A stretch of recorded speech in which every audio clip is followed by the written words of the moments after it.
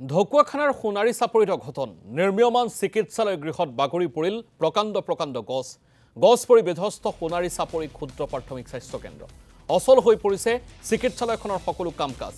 চিকিৎসালয়খনৰ আচবাবৰ লগতে বিনষ্ট হৈছে বহু মূল্যৱান সামগ্ৰী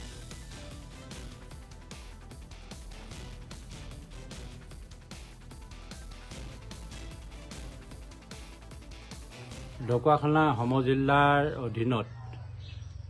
সোণাৰী চাপৰি ক্ষুদ্ৰ প্ৰাথমিক চিকিৎসালয়ৰ অন্তৰ্গত 6 বেডেড ৱাৰ্ডৰ নামত 6 বেডেড এটা ৱাৰ্ডৰ নামত প্ৰায় 11,5 টকা 11,55,000 টকা মানে আবণ্টিত এটা ঘৰ নিৰ্মীয়মান অৱস্থাত যোৱাকালি মানে আজি যোৱা ৰাতি হোৱা এটা প্ৰবল ঘূৰ্ণী বতাহে বৃহৎ এজোপা বৰগছ মোৰ ঘৰটোৰ ওপৰত পৰি ঘৰটো সম্পূৰ্ণৰূপে ধ্বংস কৰে ইয়াৰ এতিয়াতো ক্ষতিপূৰণটো আমাৰ যদিও আমাৰ ইঞ্চুৰেঞ্চ আছে ইয়াৰ ক্ষতিপূৰণটো কেনেধৰণে আমি আদায় কৰিব পৰা যায় এইটো আপোনালোকৰ জৰিয়তে আমি চৰকাৰকো জনাব খুজিছোঁ আৰু আমি ইয়াৰ বাবে আবেদন নিবেদনো কৰিম গতিকে এই গোটেই বস্তুটো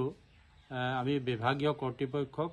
আপোনালোকৰ এই চেনেলৰ জৰিয়তে আমি জনাব খুজিছোঁ